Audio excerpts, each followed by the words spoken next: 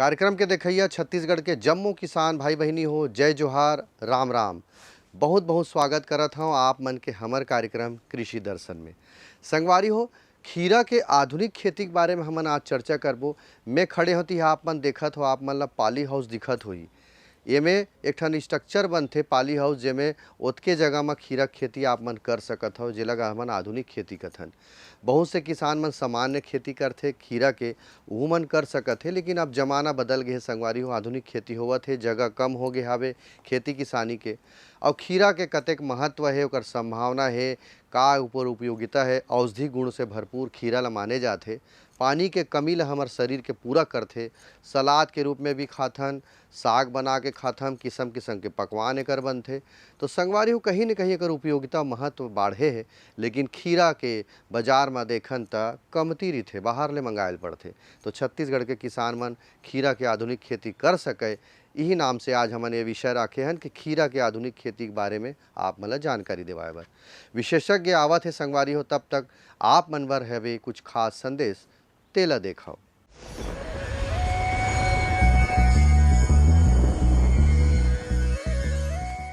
ज़मीन के तैयारी के अगर बात किए जाए तो किसान भाई मन के यहाँ तो हमन देखथन कि कन्हार भी माटी है, मटासी भी माटी है, और जतका भी मटासी और कन्हार है उनमें धान की खेती बहुत ज़्यादा अच्छा होते। लेकिन सबसे ज़्यादा अगर माटी के बात अगर करे जाए तो इनमें सबसे ज़्यादा जरूरी है मट्टी परीक्षण। अगर मट्टी परीक्षण हो जाए, सबसे पहले किसान भाई मतलब मैं ये सलाह देना चाहूँ कि आप मन सबसे पहले अपन माटी के परीक्षण करो। ये माटी के परीक्षण में हमन ला हर 2 से 3 साल में पीएच मान जानना जरूरी है। अगर धान के खेती के बात की जाए तो 6.5 से 7.5 तक पीएच मान धान की खेती पर होना चाहिए। और खेती की तैयारी जैसने हमन चालू करत हन तो हमन ला 5 से 6 जून के बीच में पहला एक गहरी जोताई कर लेना चाहिए। और दूसर जैसने पानी गिरत है ओकर बाद दूसर तीसर जोताई करना चाहिए। ओकर बाद हमन ला रोटोवेटर चलाना चाहिए, ओकर बाद हमन ला दतारी चलाना चाहिए, और ओकर बाद फिर कोपराए के बाद धान ला लगाना चाहिए।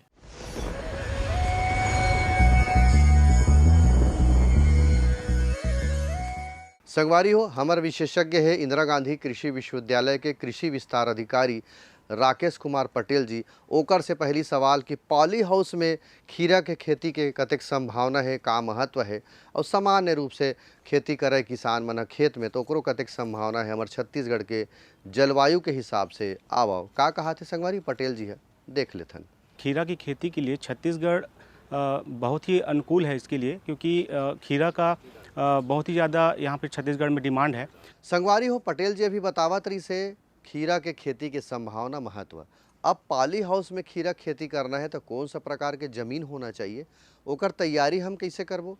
और छोटे किसान, मंझोल किसान है संगवारी हो, अपन खेत में लगाना चाहते हैं तो कौन सा प्रकार के ज़मीन में खीरा हो सकत है, ओकर खीरा खेती पर ज़मीन के तैयारी हम कैसे करबो।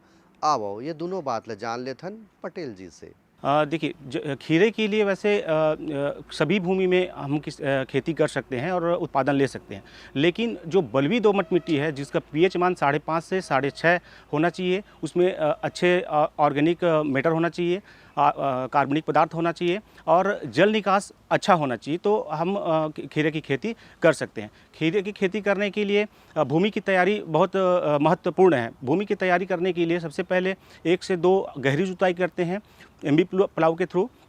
उसके बाद हम 2 से 3 कल्टीवेटर से जुताई करते हैं। उसके बाद 1 से 2 बार रोटावेटर से हम खेत को चलाई करके उसको मिट्टी भुरभुरी करके हम भूमि का तैयारी करते हैं।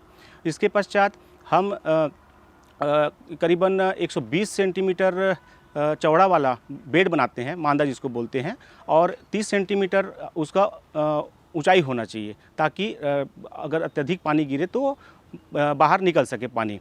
उसके बाद उसमें हम लोग, क्योंकि हम लोग आधुनिक खेती कर रहे हैं, तो हम लोग ड्रिप का सहारा लेंगे पानी देने के लिए, टपक सिंचाई पद्धति सिस्टम से। तो उसके लिए हम उसमें पहले तो गोबर खाद वगैरह अच्छे से मिला देंगे। गोबर खाद हो गया करीबन 10 टन के आसपास पर एकड़ के हिसाब से हम गोबर खाद उसमें डाल देते हैं, और 75 किलो नाइट्रोजन, 35 किलो फास्फोरस और 35 किलो पोटास की मात्रा बेसल डोज के रूप में हम मिला के अच्छे से भूमि की तैयारी कर लेते हैं। उसके बाद उसमें ड्रिप लाइन बिछा के मल्चिंग कर देते हैं।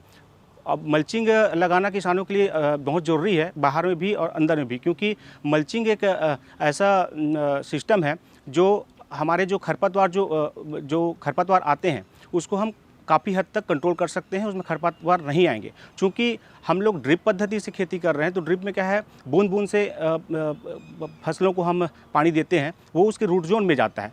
तो वो रूट जोन में जाता है तो उसमें जैसे तापमान अत्यधिक होती है तो इवोपोरेशन लॉस होने की संभावना ज़्यादा होती है, तो उससे पानी कम मतलब पौधों को पानी कम मिल सकता है, इसलिए मल्चिंग अत्यंत आवश्यक है। और संगवारी हो, अब जिसे जमीन के तैयारी हम कर डरें तो खीरा ला बोना कैसे है? नर्सरी लगाबो कि बीजा ला बोबो? और सामान्य रूप से खेत में करत हन तब पाली हाउस के अंदर और बाहर के खेत में करत हन, तो रोपाई के विषय में जान लेथन और कौन सा किस्म के हमला खीरा लगाना चाहिए, आओ जानकारी लेथन पटेल जी से। देखिए, खीरे की खेती के लिए बीज का चयन बहुत ही इम्पॉर्टेंट है, बहुत ही महत्वपूर्ण टॉपिक है ये। इसमें क्या होता है कि बीज का चयन अगर हम सही ढंग से नहीं करेंगे तो हमारा पूरा मेहनत बेकार हो जाएगा। तो किसान को किस्म का चयन बहुत ज़रूरी है। किस्म हमारे यहाँ जैसे संरक्षित खेती की अगर हम बात करें तो संरक्षित खेती में खीरे की अलग अलग किस्म होते हैं। इसमें पार्थेनोकार्पिक वैरायटी होता है, मतलब जिसमें नर पुष्प और मादा पुष्प एक ही, मतलब नर और मादा एक ही पुष्प में रहेंगे, मतलब उसको उभयलिंगी पुष्प कहते हैं, जिसमें पॉलिनेशन की आवश्यकता नहीं पड़ेगी, हर फूल में फल बनेंगे। तो हम ऐसे किस्म का चयन करेंगे, जैसे सानिया हो गया, रूचा है, मल्टी स्टार है, वेली स्टार है, ऐसी किस्मों का चयन करके किसान बहुत अच्छा उत्पादन ले सकते हैं। और इसको लगाने के लिए दो विधियां हैं। एक तो हम सीधा बीज के जरिए लगा सकते हैं। बीज लगाने के लिए प्रति एकड़ 1 किलो की आवश्यकता बीज की पड़ती है, और अगर हम ट्रांसप्लांट करते हैं, रोपण करते हैं, तो उसके लिए पहले पौध तैयार करके करीबन 1 एकड़ में 5,500 पौधे लगते हैं, सिंगल रो में लगाएं तो। अगर डबल रो में लगाना चाहें तो वो 11,000 के आसपास पौधे लगते हैं। संगवारी हो, खीरा ला लगाए के विधि ला भी आप मन ला बताई से, और जिसे में पाली हाउस में खड़े हो संगवारी हो में आप मन देखियो कि पूरा नीचे मल्चिंग लगे है, ओकर नीचे ड्रिप इरिगेशन के पाइप लगे है, ऊपर पूरा छवा है, मल्चिंग है, ओकर बाद ऊपर हमार शेड बने हैं जेला हमन पाली हाउस कथन। ये आधुनिक खेती है, कमती जगह में ज़्यादा उत्पादन लेबर, और छोटे मझोल किसान मन बाहर में खेती करते संगवारी हो, लेकिन बहुत सारा किसान मन यदि जुड़ना चाहते तो ये खेती कर सकते हैं। जल प्रबंधन के हम बात करें संगवारी हो तो मल्चिंग विधि में अंदर हमन पाइप डारथन, जेला टपक सिंचाई के माध्यम कहे जाते, और बाहर हमन किसानी करथन तब जल प्रबंधन यानी पानी पलोना है हमारे खेत में, तो कैसे पलोबो? दोनों विधि से आओ जानकारी लेथन पटेल जी से। सिंचाई बहुत ही महत्वपूर्ण इकाई है। सिंचाई 2 तरह से होता है, एक तो हम ड्रिप के थ्रू करते हैं या तो हम फ्लड इरिगेशन करते हैं।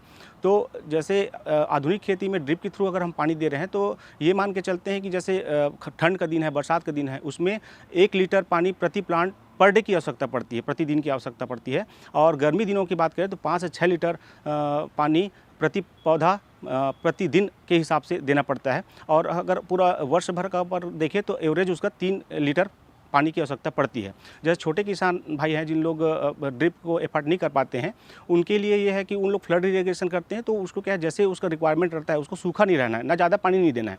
ज़्यादा पानी देंगे तो उसमें विल्टिंग की संभावना आएगी, बीमारी बढ़ने के चांसेस आएंगे, पाउडर मिल्ड्यू आने की संभावना होगी, इसलिए थोड़ा सा रिक्वायरमेंट के हिसाब से देना आवश्यक होगा।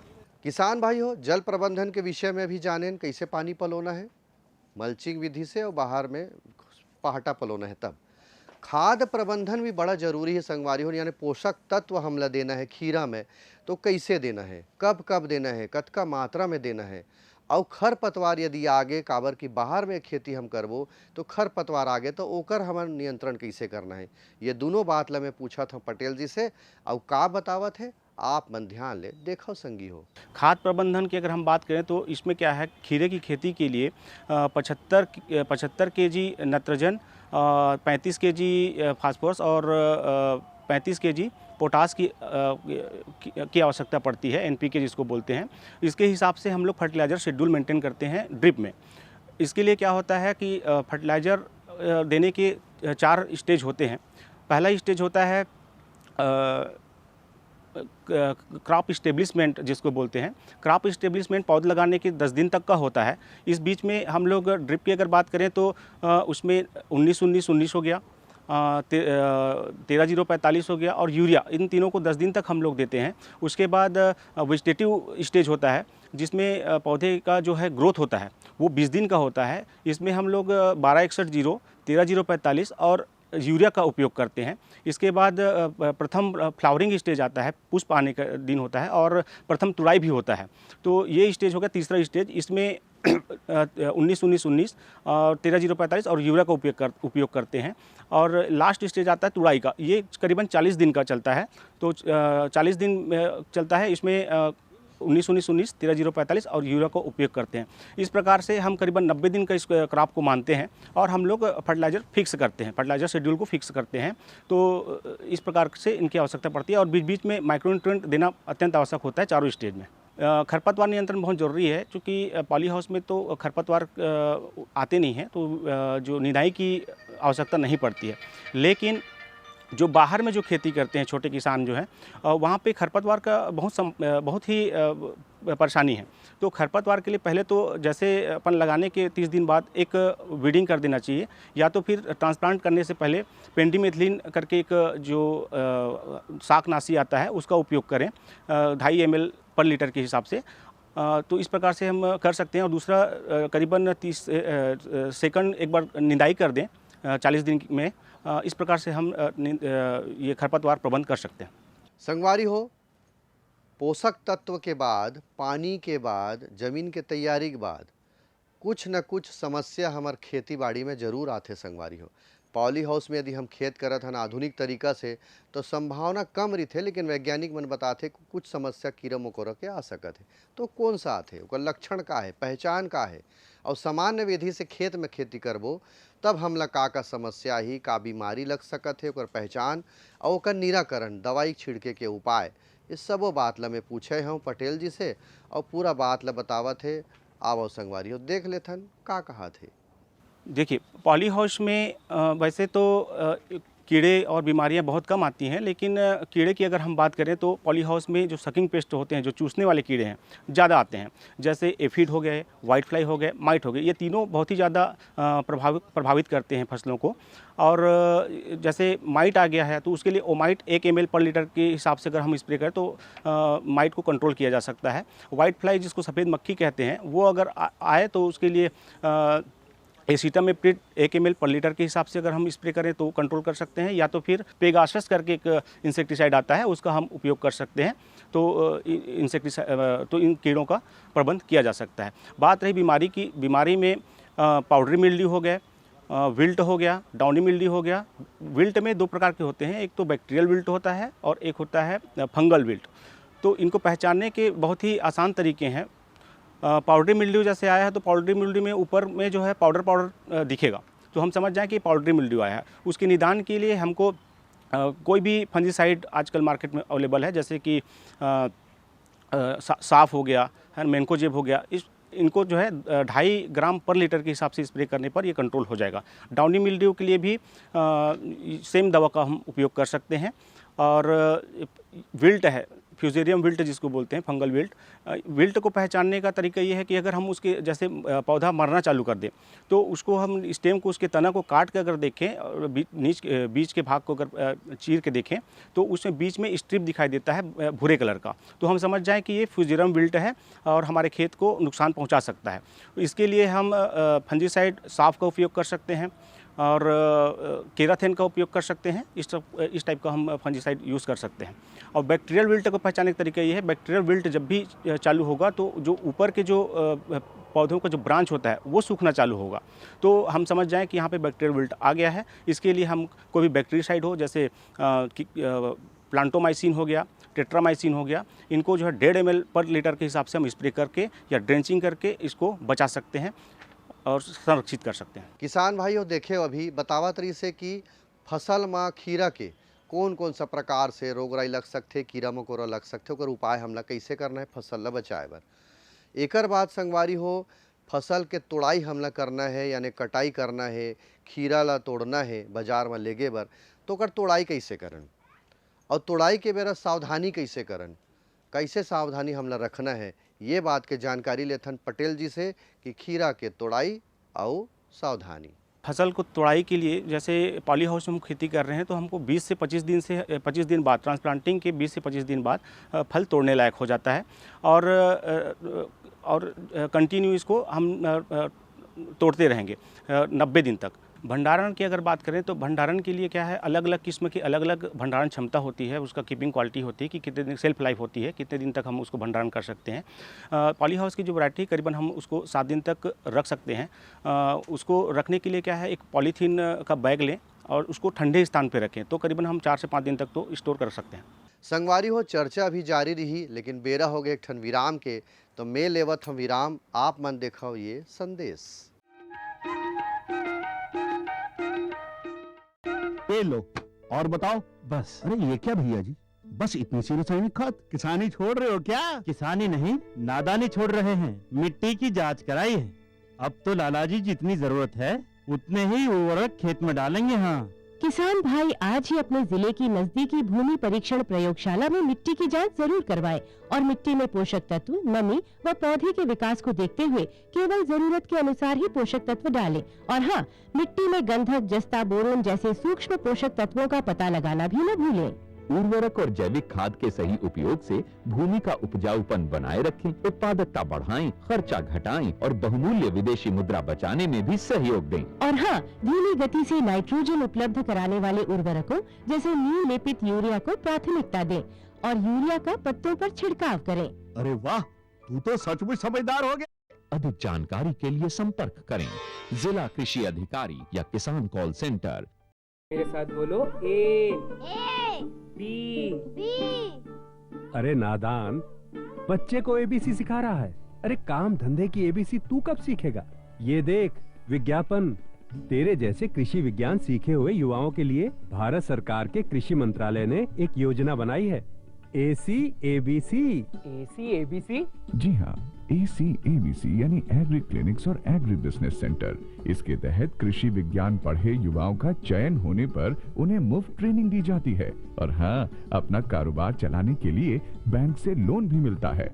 इसके साथ ही अगर युवा अपने इलाके के किसानों की खुशहाली के लिए उन्हें खेती बाड़ी व अपने कारोबार से जुड़ी लाभदायक जानकारी देते रहेंगे तो उन्हें लोन पर 36 से 44% तक की सब्सिडी भी मिलेगी।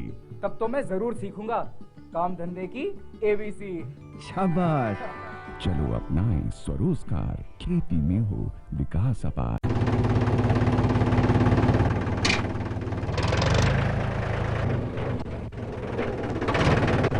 अरे हरकू वाह, बीज, कीटनाशक और आज खाद भी। अरे इतना खर्चा कहाँ से? अरे खर्च की चिंता किसे है, मेरे पास है ये किसान क्रेडिट कार्ड। कार्ड? अरे बैंकों द्वारा जारी इस कार्ड से किसान उसकी सीमा तक की रकम कभी भी बैंक से निकलवा सकता है और खेती बाड़ी की सामग्री कभी भी खरीद सकता है। तो हरकू भैया एक कार्ड मेरे लिए भी। किसान क्रेडिट कार्ड के लिए नजदीकी बैंक से संपर्क करें और पाएं ढेर सारे लाभ। माननीय प्रधानमंत्री श्री नरेंद्र मोदी जी के दूरदर्शी नेतृत्व में पिछले 8 सालों में कृषि एवं इससे जुड़े क्षेत्रों को आधुनिक बनाने और किसानों को सशक्त एवं आत्मनिर्भर बनाने के लिए कई महत्वपूर्ण कदम उठाए गए हैं। साल 2013-14 में जहां कृषि बजट केवल 21,933 करोड़ रुपए था, वहीं साल 2022-23 में इसे बढ़ाकर 1,24,000 करोड़ कर दिया गया। तभी तो साल 2013-14 में जहां खाद्यान्न उत्पादन 265.05 मिलियन टन था, वहीं साल 2021-22 के तीसरे अग्रिम अनुमान में ये बढ़कर रिकॉर्ड 314.51 मिलियन टन हो गया। वहीं साल 2013-14 में बागवानी फसलों का उत्पादन जहां 280 मिलियन टन था, वहीं साल 2021-22 में ये बढ़कर 333.25 मिलियन टन हो गया। किसानों की कृषि संबंधी जरूरतों के लिए पीएम किसान सम्मान निधि योजना लागू की गई। प्रधानमंत्री जो सम्मान निधि आती है ना, वो डायरेक्ट खाते में आती है, उसमें कोई दिक्कत नहीं, कोई व्यवधान नहीं। और फिर उसको निकाल के हम बाजरा को भी ले आते हैं, गेहूं को भी ले आते हैं, सरसों को भी ले आते हैं। बातें हमारे जो खेल चल तो बढ़िया। अब तक 11.37 करोड़ से भी ज्यादा पात्र किसानों को 2 लाख करोड़ रुपए से भी ज्यादा राशि ट्रांसफर की जा चुकी है। किसानों को प्राकृतिक आपदा और बेमौसम बारिश से होने वाले फसल नुकसान से बचाने के लिए प्रधानमंत्री फसल बीमा योजना की शुरुआत की गई। हमने 1800 रुपये प्रीमियम भरा था। अधिक वर्षा होने की वजह से पूरी फसल खराब हो गई थी। उसका हमने इंश्योरेंस कंपनी को उनको सूचना दी और उनके प्रतिनिधि आके हमारे खेतों का निरीक्षण किया उन्होंने, और उसके बाद में फिर हमारा बीमा 2022 में 76,000 रुपये मुझे प्राप्त हुआ। अब तक 10.69 करोड़ से ज्यादा आवेदक किसानों को 1,18,195 करोड़ रुपए से भी ज्यादा का भुगतान किया गया है। साल 2014 के मुकाबले अब किसानों को दलहन, तिलहन और धान की उत्पादन लागत से 1.5 गुना ज्यादा एमएसपी दिया जा रहा है। इस बढ़े हुए एमएसपी दर पर साल 2020-21 में 991 लाख मीट्रिक टन से ज्यादा गेहूं व धान की खरीद हुई। 2,44,159 करोड़ रुपए मूल्य की गेहूं व धान की फसलों की रिकॉर्ड खरीदी हुई, जिससे 1.75 करोड़ से भी अधिक किसानों को फायदा हुआ। एग्री इंफ्रास्ट्रक्चर फंड के तहत 1 लाख करोड़ रुपए की मदद से कृषि और इससे संबंधित बुनियादी ढांचों को विकसित किया जा रहा है। AIF के थ्रू हमको लोन मिला, जिससे ये मिल चल रही है। इस क्षेत्र में ऐसी और भी मिलें हैं, और भी प्रोजेक्ट हैं जो चल रहे हैं। ये सरकार का बहुत अच्छा इनिशिएटिव है, जिससे गांव में खुशहाली आ रही है। 313.58 लाख से भी ज्यादा नए किसान क्रेडिट कार्ड जारी किए गए। मिट्टी में पोषक तत्वों के अधिकतम उपयोग करने के लिए किसानों को सॉइल हेल्थ कार्ड जारी करने की शुरुआत की गई। विभिन्न चरणों में अब तक 23 करोड़ से भी ज्यादा सॉइल हेल्थ कार्ड्स जारी किए जा चुके हैं। किसान की आय में बढ़ोतरी करने और पर्यावरण को स्वस्थ रखने के लिए परंपरागत कृषि विकास योजना को बढ़ावा दिया गया। ये गंगा के किनारे जैविक खेती करना ये बहुत ही जरूरी जो सरकार का उपक्रम है।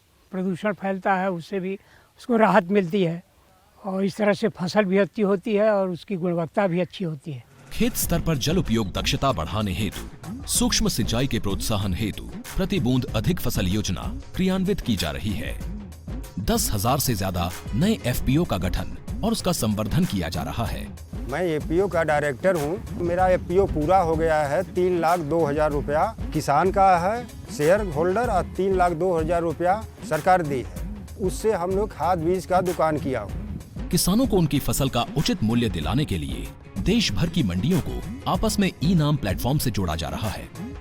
ग्रामीण स्तर पर रोजगार को बढ़ावा देने के लिए राष्ट्रीय मधुमक्खी पालन और शहद मिशन की शुरुआत की गई। देश को खाद्य तेल में आत्मनिर्भर बनाने के लिए राष्ट्रीय खाद्य तेल मिशन की शुरुआत की गई। इसके तहत 11,000 करोड़ रुपए से भी ज्यादा की राशि आवंटित की गई है। संवेदनशील कृषि उत्पादों की आवाजाही के लिए किसान रेल चलाई जा रही है। बहुत शीघ्र खराब होने वाले फल, सब्जियों एवं अन्य बागवानी उत्पादों की आवाजाही को सुनिश्चित करने के लिए किसान रेल का संचालन होने से किसानों को लाभ हो रहा है। कृषि को आधुनिक बनाने के लिए स्मार्ट उपकरण उपलब्ध करवाए जा रहे हैं। इसके अलावा सिंचाई, कीटनाशकों और पोषक तत्वों के छिड़काव के लिए ड्रोन टेक्नोलॉजी को भी अपनाया जा रहा है। हमारी सरकार किसानों के हित में हर संभव कदम उठा रही है। लगातार एक के बाद एक नए कदम उठाती जा रही है। कृषि में रिफॉर्म और ट्रांसफॉर्म के 8 साल शानदार प्रदर्शन से उपलब्धियां बेमिसाल।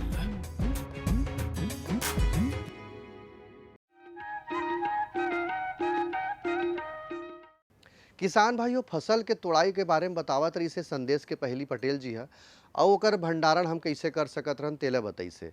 लेकिन बात आथे संगवारी हो, खीरा खेती आप मन करी हो तो आप मन लाभ हो ही कि नहीं हो ही, कतका लाभ हो सकत है। एक अनुमानित हमन हाँ चर्चा करबो पटेल जी से कि कतका एकड़ पाछू लाभ हो सकत है, और यही बारे में आप मन ला बतावत है पटेल जी है, आप मन ध्यान ले देखो। खीरे की खेती में उत्पादन की अगर हम बात करें तो हमारे जो पॉली हाउस में करीबन 25 से 30 टन पर एकड़ के हिसाब से इसका उत्पादन आता है। अगर इसको हम मार्केट मूल्य के हिसाब से अगर हम देखें तो करीबन 5 से 6 लाख रुपए इसमें टोटल इनका मतलब इनकम आता है। अगर किसानों का जो लागत को हम देखें तो करीबन उसको 1.5 लाख के आसपास उनको खर्चा आएगा। मतलब एक 3 महीने में हम 3.5 लाख रुपए पर एकड़ हम कमा सकते हैं। तो आज के कार्यक्रम आप मन ला कैसे लागे संगवारी हो, ये बात ला जरूर बताहू चिट्ठी लिख के। और चिट्ठी लिखे बर आप मन कलम निकालो, कापी निकालो, मैं पता ला बतावत हूँ, आप मन लिखाओ। हमार पता है कार्यक्रम कृषि दर्शन, द्वारा निदेशक दूरदर्शन केंद्र, शंकर नगर, रायपुर, छत्तीसगढ़। पिन कोड है 492007। ये पता में आप मन चिट्ठी लिखे संगवारी हो। अवैया बेरा एक नवा विषय के संग नवा जानकारी देवर आप मन के आर्थिक स्रोत है कृषि के क्षेत्र में कैसे बढ़ सके, ये विषय में चर्चा करबो संगवारी हो। तब तक आप मन ह बने बने रहो, यही शुभकामना के संग मोला देवा विदा। राम राम, जय जोहार।